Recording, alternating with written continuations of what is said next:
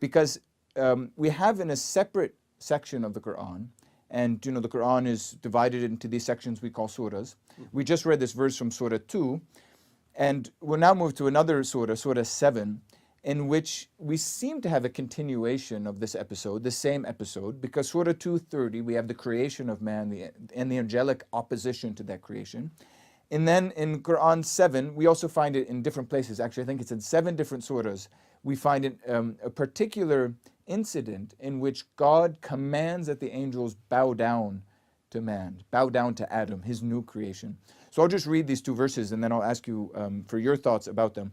Quran chapter 7, verse 11, God says, "We created you, then shaped you." So this is God in the Quran, the divine voice speaking to humanity. "We created you, then shaped you. Then we said to the angels, bow down before Adam." So they bowed down. And then the Quranic text says, there seems to be one figure that doesn't bow down, except for Satan. He was not of those who bowed down. The text continues. I'll just read one more verse because, in fact, Satan gives a reason why he doesn't bow down before Adam. He said, that is, God said, "What prevented you from bowing down when I have commanded you?" He said, that is, the devil responded, "I am better than he. You created me from fire. You created him from mud." So just one more thing to preface maybe your remarks about this, which is this text is troubling to many Muslim commentators because it seems to show God commanding something almost in opposition to Muslim theological doctrine, right? Only God should be worshipped.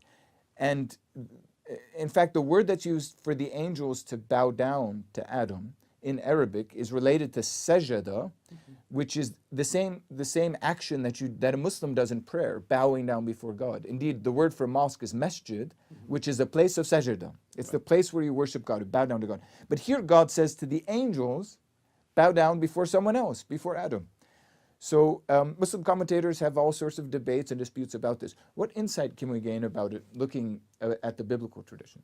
So this is very interesting. The story itself, of course, doesn't appear in the Bible, but it's a story that's incredibly popular in early Jewish and Christian writings. Almost, maybe we might want to say, from the very beginning of biblical interpretation, this tradition is so old. It's not hard to see why a tradition like this would come to emerge within Judaism and Christianity, because the Bible doesn't itself describe to us why it is that the snake in Genesis 3 has it out for Adam and Eve. So early interpreters wanted to figure this out. How do we explain this? So we have this story of this, I call it a prostration scene in heaven, where, as you mentioned, and I think it is a shocking story, the angels are commanded to bow down before Adam and Eve. Now, Christian interpreters really liked this story because though it probably was of Jewish origin, they liked the story because they saw it as a premonition of what would be appropriate for the second Adam, that is Christ. And this very story appears in Milton's Paradise Lost, and many Milton scholars argue that it's precisely these early Jewish and Christian traditions that provide the background for the story Milton tells about the fall of Satan, which is very much like this. All the angels are gathered together and they're asked to bow down before God's Christ. So Milton could have gotten this most likely from Jewish and Christian sources, but maybe not the Quran. That's right. Now, what we do have in the early Christian and Jewish sources is a slightly different reason for why Satan is going to refuse to bow down. We actually have 2 reasons, I should say. One that we do find here in the Quran, that Satan rejects this command because man is made from dust and he's made from fire, right? So he's a superior entity by virtue of how he is constituted. In a very famous text, the Cave of Treasures, written in Syriac, we have witness to this tradition in pre-Muslim material. But the more popular explanation that Satan is going to give for why he will not revere Adam is that of birth order. In other words, Satan is going to say, I was created first, Adam was created after me. So it's an issue of primogeniture. And this is very interesting because this is grounded, and this is the reason why I think at base it's very much a Jewish idea, in the notion of the chosen people and the stories we find in Genesis in which latter-born sons usurp the role of the firstborn son. Right. And in every one of these stories, of course, it's the occasion for great animosity among the siblings. Jacob and Esau, right? Cain and Abel, Joseph and his brothers. Okay. And even, I would say, we could go into the New Testament and see the tensions, at least implied, between John the Baptist and Jesus on this ground. That's the reason why I think it's so important in John's gospel that John say from the get-go that even though I was here first, I concede to you, that is Jesus, authority. He is, in a sense, I think, reflecting the issues we see in this type of Because John the tradition. Baptist is born before Jesus. Right, and he's preaching the kingdom of God before Jesus. So Okay. New Testament scholars, I think with good reason, have suggested that there probably were tensions between the Jesus and the John the Baptist camp. In other words, what's this, Johnny-come-lately doing, trying to steal, our Right. show, right? Right. We preach the kingdom of God, he's preaching the kingdom of God. Right. We baptize, he baptizes. started first. We started first, And right. here in the Quranic text, there's something similar, but of course, it's the devil. Well, at least in the Jewish and Christian traditions that precede the Quranic text, the devil says, Right. "But I was created first." And Exactly, exactly. So these stories are, as I mentioned, found all over the Christian world, from classical Armenia, Georgia, all the way over to the Latin West, even into Ireland. I mean, these are hugely important and widely distributed stories, and the fact that they appear in the Quran, and as you mentioned, multiple times, is not a surprise because everybody in the late antique world knew this story. And it could be a testament to the importance of the story that it's found in the Quran at all. Because as we said, it seems to run contrary to the principal theological impulse of the Quran, which is only worship God, God alone. There's nothing like Him. God is above all things. And yet, nevertheless, we find this story. If I could just add maybe Yeah. one more point to that just to finish up. I think there was, within the evolution of Christian theological thinking on this, similar worries, but they were able to solve the problem by taking these stories and applying them to the second Adam rather than the first Adam. I think that's what's so significant about Milton and Paradise Lost, this is exactly, the type of behavior that would be absolutely appropriate for showing towards God, right? So when we locate these stories within the framework of the second Adam, then all of these theological troubles disappear. But of course, the Quran, in a sense, the theological troubles reappear. Because if for the Christians, the bowing down before Adam is an anticipation of the angelic worship of Christ, in the Quran, the divinity of Christ is clearly denied. And so Muslim theologians have to come up with other explanations for this text. Right. We might want to say there then that what Muhammad does is he hears this story. For some reason he likes it, or certainly is deferential to its significance within late antique the Arabian Christians and Jews, but doesn't realize what he's handing on. And Islamic scholars have to somehow, make sense of a story that doesn't fit, as you put it, within the framework of more broader Islamic thought. Right. Okay, well, the remarkable thing about this episode is that it continues. It begins with this question of the bowing down before Adam, and then it continues with something like a conversation between God and the devil. So the devil's in trouble, right? He's just denied God's command. Mm-hmm. Even though, amazingly, some Muslim mystics actually concluded that the devil made the right decision by not bowing down before God. The devil was the true monotheist, for not bowing down before Adam, the devil was the true monotheist. Nevertheless, he's in trouble in the Quranic text. And God says to him in verse 13, so the following verse, to the devil, "Get down from it." The it presumably is some high station in paradise, in heaven. "It is not for you to act arrogantly in it. Get out, you are one of the lowly." And then something remarkable happens. The devil turns to God and says, "Give me respite until the day they," that is humans, "are resurrected." And God says, "Okay, you got it." God says, "You are one of those given respite." And the devil then says, well, now that I've got my respite, I'm going to let you know what I'll do. I'm going to cause trouble. He said, because you have lured me, I will waylay them, this is verse 16, on your straight path. Then I will come at them from before them and from behind them and from their right and from their left, and you will not find most of them appreciative.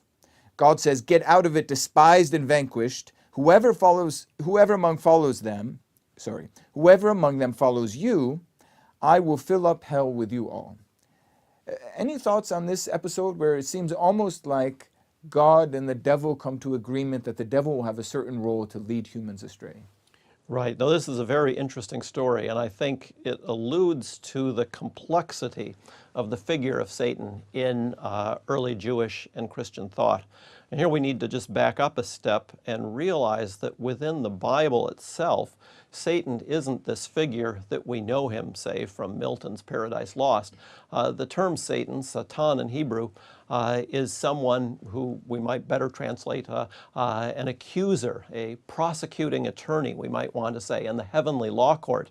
And so his function was really quite neutral. He was to bring up, legal cases against, human moral agents that then God, in his wisdom, would adjudicate. His purpose wasn't simply to be the font of all evil. Though once we move into the post-biblical period, that becomes the dominant way in which Satan is viewed.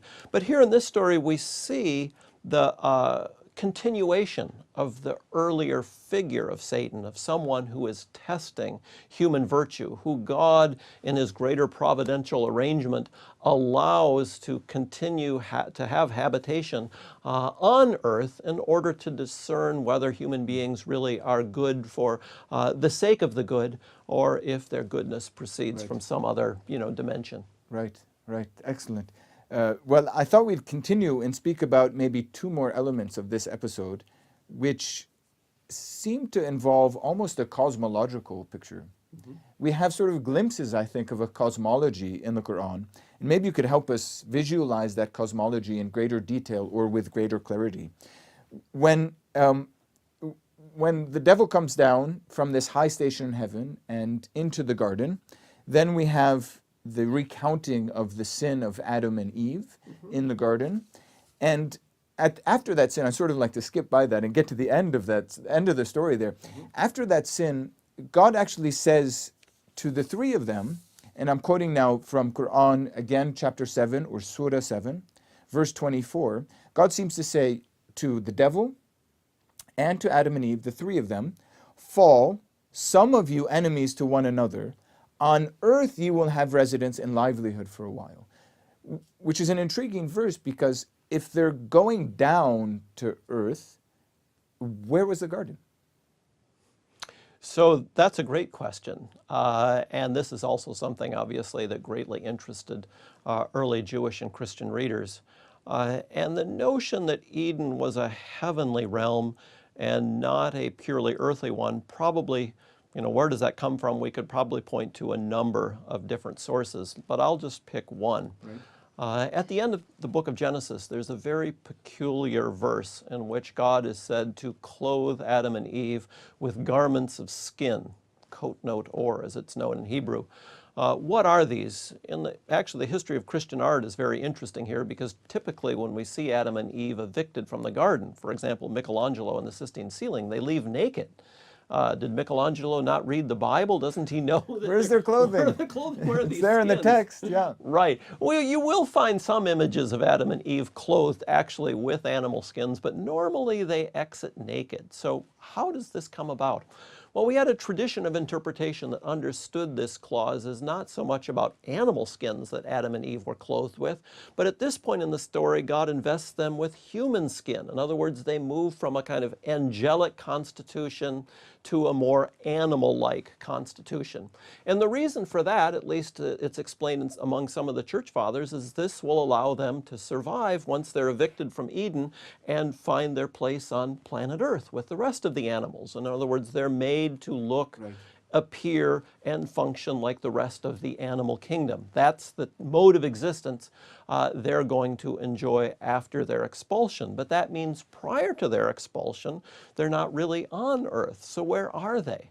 Well, they're in heaven. They are dressed, vested, if you were, like angels. And so as soon as we begin to understand the story that way, then of course when they're evicted, it's not an eviction from one locality to another on a horizontal axis, but rather they're there with the angels. And so they're booted out, we might want to say, from this heavenly realm and fall, literally, to earth, where they assume human flesh and live, among the animals as we do to this day. And even though, I mean, the text of Genesis seems to suggest that the Garden of Eden is somewhere in Mesopotamia, because I think it refers to the Tigris and Euphrates rivers as 4 of the rivers of paradise, or 2 of the 4 of the rivers of paradise. Is that right? It does, but it also paradoxically has the river Gihon as well, which is a river that flows in the city of Jerusalem. So I think our author doesn't want to allow us to too neatly locate Eden on a map.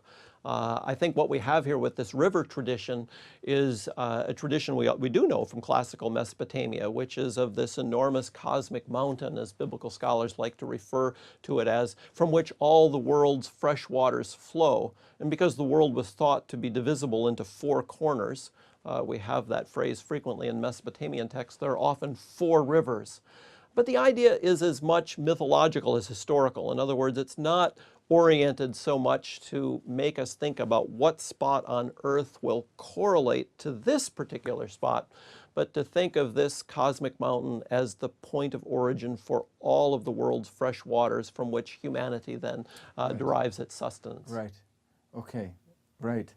So ultimately we have Garden of Eden not anywhere in Iraq, but in heaven itself, on the top of this mountain. Or we could say within the framework of the biblical narrative itself is that the biblical writer simply doesn't want us to be able to locate it here or there. Perhaps it's Jerusalem. There are elements in which there are parts of the Hebrew Bible that correlate Eden to Jerusalem. But, as you mentioned, the Tigris and Euphrates correlate it to the east. So at least my sense is that the biblical text doesn't want to neatly solve that puzzle for us. It's a place that's not easily locatable in time and space. In fact, that's true of most of Genesis 1 to 11. The localities of where everything occurs, by and large, are not easily locatable on a map. I think the writer wants to tell us that these stories are taking place outside of ordinary space and time. Right, great. So maybe just 2 more questions, and then we'll let you go. Thank you again for all of this. I was going to go back for just a moment to the episode of the unfolding of the scene in the garden in the Qur'an, where we have Adam and Eve's sin. And as we already mentioned, and as our students have noticed, no doubt, the other character in the garden is the devil. The devil himself is in the garden, which may seem normal, particularly if you come from an Islamic or from a Christian background. You sort of have this idea that it was the devil who tempted Adam and Eve, after all, and caused all this trouble. But when we look at Genesis itself, there's no devil to be found. How does that happen? How do you see it that in Genesis there's no devil, there's only a serpent, but we end up with a Qur'an in which there's no serpent, but there is a devil? Well, that's a great question. So we do have, very early on the correlation of the snake with the devil. And we have all kinds of early Jewish and Christian interpretive traditions that try to relate the snake, why the snake and the devil. So that would be one issue. But if we were to look for a spot in the Bible for why Christian and Jewish readers could speak with some confidence about the devil actually being in Eden, we'd want to look at a very peculiar chapter in the book of Ezekiel, chapter 28, which describes a being like Adam abiding within the Garden of Eden. And this was understood very early on. We can find it in Origin, for example, as the story of Satan's glory prior to his fall. He was this angelic being residing within the domain of Eden. There's much more I could say about this topic, but perhaps that's sufficient for your question. Right. Okay. Terrific. So just to conclude, I thought I'd ask maybe for your general reflections about what this says about the Qur'an and the Bible. When I say this, I mean, what are these particular observations that you've been making about the role of Adam and the devil in the Qur'an say more generally about the relationship between Quran and Bible? How should we conceive of the relationship between these two texts? That's a really good question. And I think the Quran for me is a very interesting and important document for scholars, certainly of biblical religion, because it contains, as you've mentioned, so much biblical data. But what's interesting about the Quran, at least to me, is that the biblical data that we learn of in the Quran is never simply the Bible taken at its simple sense. As the case of maybe the devil versus the serpent in the garden shows us, maybe. Exactly. No, I think that, and that's what's so interesting about it is the Quran gives us a window into how the Bible was viewed and understood by Jews and Christians in the 7th century. Because where do these stories come from? Now, of course, I'm not speaking as a religious Muslim, but as a scholar of early Judaism and Christianity. In my understanding, Muhammad learns of these stories from talking to Jews and Christians on the street that he met. And he heard these biblical stories. But what's interesting to me is that the stories he hears are always the Bible plus this interpretive framework that's grown up around the Bible. And that's something that moderns frequently don't appreciate, is that the Bible within classical Christianity or Judaism was never simply the bare text, but it was always the text plus this exposition. And the Quran is a great window into that. It's almost like, we have Muhammad with a microphone going around to local residents, Jewish and Christian residents of the Arabian Peninsula, asking them, what's in your book? And the Quran tells us what he heard. And what he heard are these stories that are always the Bible plus the interpretive framework. So it tells us, I think, something very important about the way the Bible looks to early Judaism and Christianity.